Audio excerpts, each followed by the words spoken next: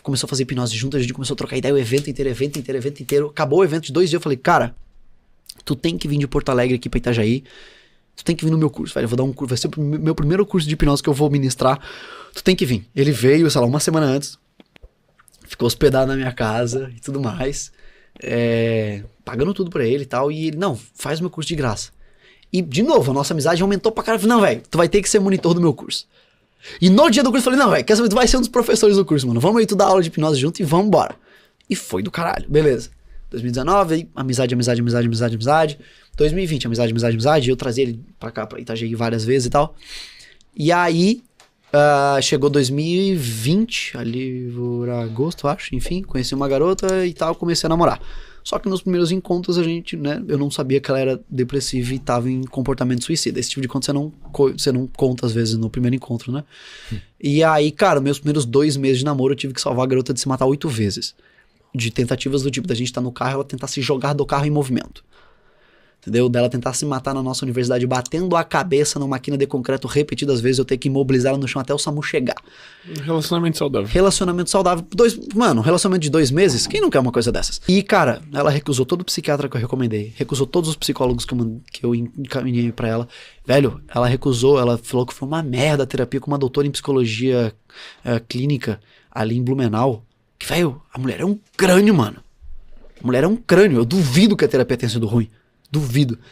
E aí eu falei, velho, quer saber? Vou fazer o seguinte. Eu vou fazer uma tramóiazinha aqui.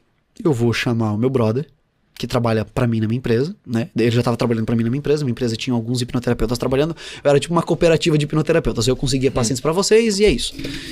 E vocês levam a palavra da minha empresa. Levam o nome da minha empresa pra frente.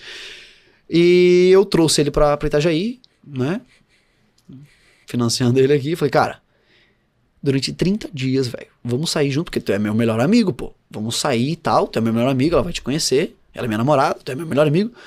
Pô, aquela coisa de amigo. Pô, tua namorada conhece seus amigos assim por diante. E eu pensei, provavelmente, ela vai ter uma melhor aderência de querer pelo menos fazer uma sessão de anamnese, uma entrevista clínica com o cara. E depois de 30 dias ela se permitiu fazer uma anamnese. Fez a anamnese, adorou a hipnoterapia. A gente sempre espera pelo menos um dia, daí fez a sessão. Cara, fez a sessão, mudou da água pro vinho. Da água pro vinho. Hipnoterapia é uma coisa linda. Hipnoterapia cognitiva é uma coisa excelente. E, abre aspas, não era nem hipnoterapia cognitiva. Não posso nem falar isso. Hoje em dia eu falo, já vou falar um pouquinho mais. Não era hipnoterapia cognitiva não, ainda era meio pseudocientífica, tá? E já deu um resultado do caramba. Só que é aquela coisa. Tá dando resultado, você só não sabe o porquê. Tá ligado? Mas beleza. Aliás, esse é uma das problemáticas relatadas nas obras sobre hipnoterapia. Funciona pra isso e aquilo. Só que como a gente não tem uma definição de hipnose, eu não sei exatamente por que funciona, mas funciona. Entendeu? Eu sei replicar porque se você faz isso e aquilo, mais ou menos dá esse resultado. Só que não sei... Tem a engenharia reversa. Exato, não tem a engenharia reversa única. Mas... fez uma sessão, beleza, ele voltou pra Porto Alegre, passou uns meses, voltou a fazer outra sessão. E, cara...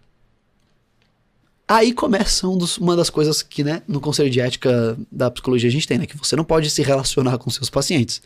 Só que ele, como um terapeuta preocupado, né, que gosta de fazer um bom acolhimento, acolheu até demais, né, e aí, cara, fez um bom serviço aí de pós-terapia, de conversar com o paciente, só que todo dia, né, e aí, enquanto eu trabalhava, tipo, de manhã cedo até de noite, todo dia, porque eu queria me casar, então eu queria, né, ter que pagar aluguel, essas coisas. Ele que só tinha os pacientes que daí eu mandava pra ele não tinha que fazer o trabalho que eu tinha, que era de conseguir os clientes, organizar a empresa, gerenciar a empresa, tá ligado? Ele fez o papel, que pra mim, de certa forma, depois eu aprendi bastante coisa com isso, mas ele fez o papel de me tornar um corno. Foi basicamente isso. Então, o terapeuta da minha ex-namorada... Então, o terapeuta dessa minha ex-namorada, basicamente, fez um acolhimento muito bom com a paciente, sacou? E aí... ela, disfarçando, pediu um tempo no nosso relacionamento, que ela falou que a vida dela tava de cabeça. Ela queria um tempo, literalmente, pra ficar com o cara e ver se era isso mesmo que ela queria. Ou seja, espera um pouquinho. Fica em stand-by. Fica em stand-by.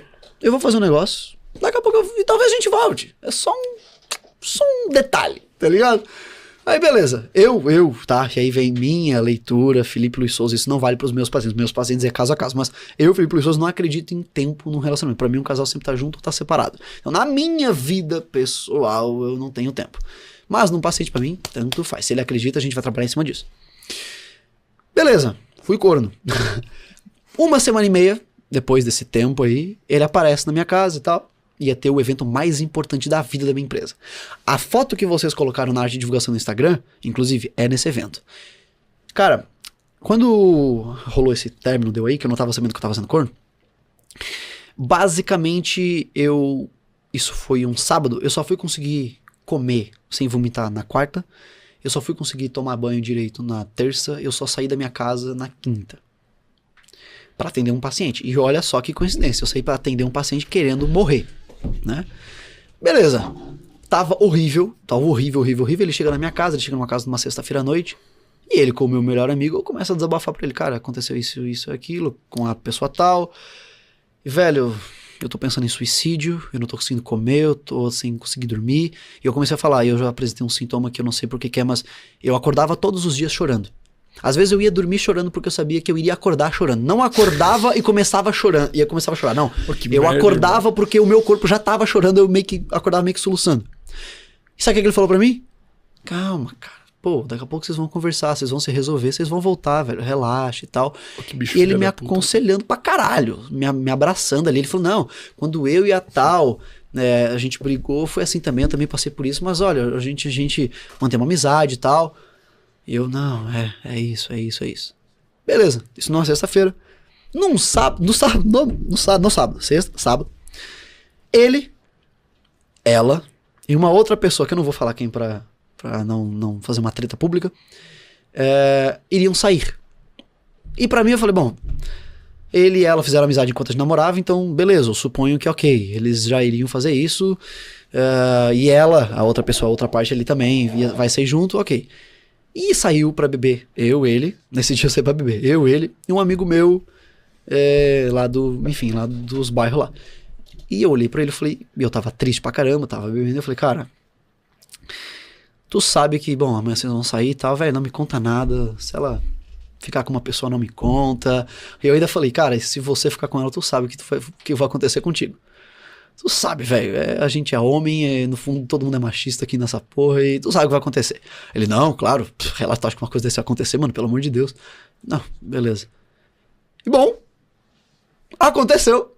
E aí, só que óbvio, já tava acontecendo há uns 2 meses, mas no dia seguinte, essa pessoa que queria sair com eles dois, tava lá em casa. Eu olhei ela. Não eram os 3. Aí eu olhei o escritório da minha casa, ele não tava. Na garagem não tava, no banheiro não tava, na cozinha não tava, no quarto não tava. Eu olhei, cheguei, não, vem cá. Vocês não iam sair não? Cadê o fulano? Aí ela, não, ele saiu. Aí eu, quê? E eu, idiota, Itajaí, cara, não conhece nada em Itajaí. Ela, não, ele saiu sozinho. Aí eu, bateu a conta, Aí eu tive a minha primeira crise de ansiedade verdadeiramente na minha vida. Eu tenho um histórico de bullying na minha infância, mas nesse momento eu tive uma crise real. De eu ficar uns 40 minutos com meu peito parecendo que ia explodir, de eu ir pra garagem da minha casa e ficar de joelhos chorando em posição fetal, de eu ligar pra essa minha amiga em comum com ele, lá do Paraná, e falar, velho, e aí? E eu não sei o que eu faço, e tal, e dela tentar controlar minha respiração ali. E foi isso, foi fudido. E eu tentei, a pior coisa, tentei dormir. Como se, né, o meu eixo do estresse, meu eixo HPH, fosse deixar eu dormir. E cara, e aí você começa a ter ideias deliroides. Tem muita gente que confunde delírio com alucinação, tá? Alucinação é basicamente uma psicopatologia do senso-percepção, então você tem uma alucinação, sei lá, visual, auditiva e tal. Delírio não, delírios são interpretações. É tipo uma crença, uma ideia rígida, né, que aquilo afeta a sua realidade. Então, cara, eu comecei a criar uma ideia deliroide do tipo, ela vai trazer ele aqui de moto. Ela tem uma moto, né? Eu pensei, ela vai trazer ele pra cá de moto. Ela vai trazer ele pra cá de moto. E eu tava tão nessa vibe que do nada uma moto buzina ali na frente. Mano, eu saí de cabeça abaixo, tava só de calça tectel e tal. Aquelas calças de quem faz parkour e tal. Tá. Eu saí, cara, de cabeça pra baixo. Quando eu cheguei no portão, eu só tava vendo a luz assim. Eu só sei que eu puxei o braço, olhei pra frente e era o vigia. Porque o meu irmão saiu de casa e deixou o portão aberto. Literalmente, uma ideia deliroide quase fez um trabalhador inocente levar um soco gratuito. E aí, eu voltei pra dentro meio desnorteado, beleza, deitei. E aí ele chegou na minha casa, olha só. Quem foi buscar ele? O meu irmão. O meu irmão e essa pessoa aí que eu não vou dizer quem foi, foram buscar ele. Mas teu irmão já sabia? Não sabia? Sabia. Meu irmão obviamente percebeu, né, quando aconteceu a parada, ele percebeu. E esse cara, ele foi tão frio que meu irmão falou, ó, deu merda. Na verdade, o meu irmão, quando ele foi sair de casa, depois eu descobri que o meu irmão falou o seguinte, cara, eu não sei o que você vai fazer da tua vida, mas se você fizer alguma coisa e meu irmão descobrir, velho, eu não vou ser o cara que vai ficar do seu lado. Então, ele vai te botar pra fora, mano, te resolva. E ele foi, não, tá doido, isso é doideira da tua cabeça. Beleza. Meu irmão falou, meu irmão, deu merda, eu vou ir te buscar e tu vai vir pra casa agora. Ele falou, cara, tem como esperar mais uma horinha? O cara literalmente pediu autorização pra minha família pra ele poder furufar, entendeu? Antes de voltar pra minha casa. Então, beleza. Passado todo esse episódio, deu muita treta. Eu fiquei uns bons meses em comportamento suicida. E descobrindo de fato Tá, mas daí tu jogou esse filho da puta na rua aí, o cara foi embora, o cara é 4. Pois é, dá só uma palhinha do que aconteceu. Então, se esse cara sofreu, a gente quer saber se ele sofreu. Eu não vou dizer que eu sofreu, porque porque assim, ó, a minha era domingo, e domingo, família de italiano se reúne pra fazer tudo, fazer almoço junto e tal. Então no domingo de manhã, cara, minha casa tava cheia de gente. Tava vó, tudo. E cara, minha avó é a pessoa que eu mais amo na minha vida, eu nunca ia querer, sei lá, partir pro mais baixo grau de violência humana, que é a agressão física na frente da minha avó. E o engraçado foi que meses depois a minha avó descobriu, tá, peraí, era isso que tava acontecendo? Eu mesmo teria batido naquele moleque! E eu fiquei, o quê? Se eu soubesse disso! Não, mas ainda bem que não aconteceu, porque, cara, o evento mais importante da vida da minha empresa ia estar pra acontecer e tu não ia criar uma treta dessa na tua vida. Então a melhor coisa que aconteceu foi isso. Eu não lembro até hoje como, meu irmão, sei que ele conseguiu me tirar de casa. Ele, tipo, cara, eu saí de casa praticamente descalço, sem nada, eu saí de casa andando, fui parar em outro bairro. E, basicamente, eu sei que ele acordou no outro dia. Aliás, eu tava dormindo no chão da minha sala, ele tava dormindo no meu quarto. Eu sei que, assim, eu sou um bom hóspede em certo grau. Eu sei que ele acordou comigo chutando a porta do meu quarto. Uma estalada, ele acordando assustado. Eu sei que eu olhei pra ele e falei, levanta. Ele assim, ó, levanta. Aí eu só falei assim, ó, isso começou antes ou depois? No caso, antes ou depois desse tempo, desse término. Aí ele, depois, né? Eu falei, tá bom.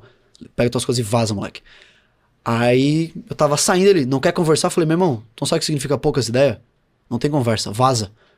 Tava saindo. Aí ele fala a seguinte frase, muito racional da sua parte. Eu parei, eu olhei pra ele, e daí eu fui. Só que daí o meu irmão é 5 anos mais velho, ex-jogador de futebol americano, ele me segurou e se meteu no meio, me empurrou. Cara, eu teria jogado tudo, tacado fogo em todas as coisas do cara, velho. Então, cara, aí beleza. Aí isso aconteceu, e aí enfim, a minha ex-sogra não tava sabendo de nada disso. E a última pessoa que eles queriam que soubessem disso era eles. E porque durante o meu namoro com essa pessoa, os meus ex-sogros, eles já odiavam esse cara, eles falavam muito mal dele. E aí eu mandei mensagem pra ela, olha, terminar uma coisa, traição eu nunca imaginei. Só falei assim, e pronto.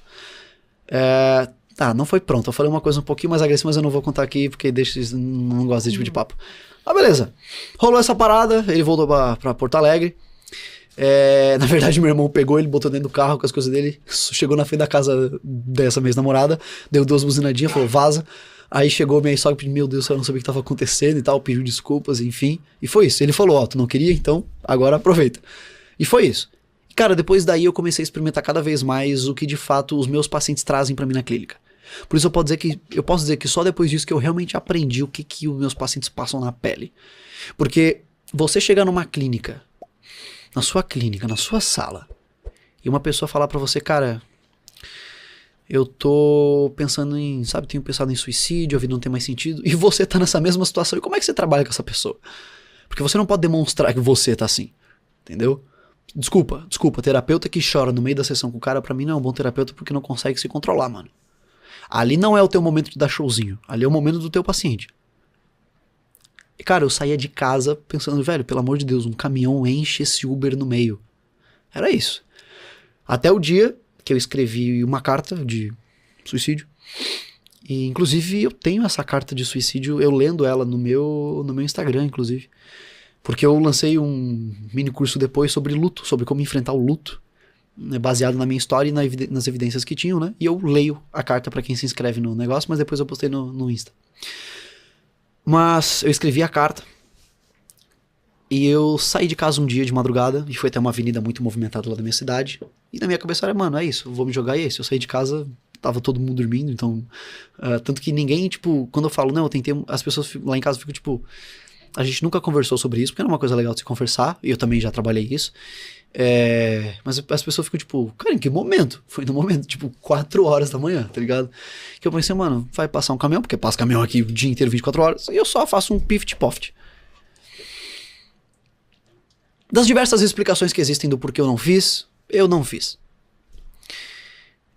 hoje em dia eu penso, graças a Deus eu não fiz, não só porque eu gosto muito da minha vida, mas também porque eu não ia querer traumatizar a vida de um cara inocente que não tinha nada a ver com os meus problemas. Fritz Perls é um grande pai da psicologia humanista também, e ele sempre falava, né, você provavelmente não é responsável, você provavelmente não é culpado pela maioria dos seus problemas, você é responsável por resolvê-los. Então, eu não ia querer criar um problema pra uma nova família, putz, e deixar um cara traumatizado, talvez o cara nunca mais conseguisse trabalhar com o que sustenta a família dele por minha culpa, porque eu não soube lidar, é meio complexo. Beleza, voltei pra casa, voltei pro meu quarto. Todo dia acordava chorando. Cara, no meu curso, imagina, eu dei um curso. Eu fiz uma turma de formação de terapeutas pra psicólogos, hipnoterapeutas, tudo mais. E eu tava naquela merda.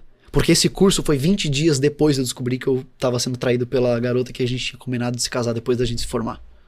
Eu já tinha ido ver apartamento, já a gente sabia onde é que a gente ia morar, tudo certinho. E de repente a pessoa que um dia olhou nos meus olhos e falou, não, eu vou viver por você. Então, porque pra mim, com todo respeito, aquela frase, eu morreria por ver se eu tinha morrer. Ah, meu irmão, vai te fuder. Tu não tem que provar isso. Nunca você vai chegar nessa hora e falar, você me ama assim, então morre pra mim rapidão.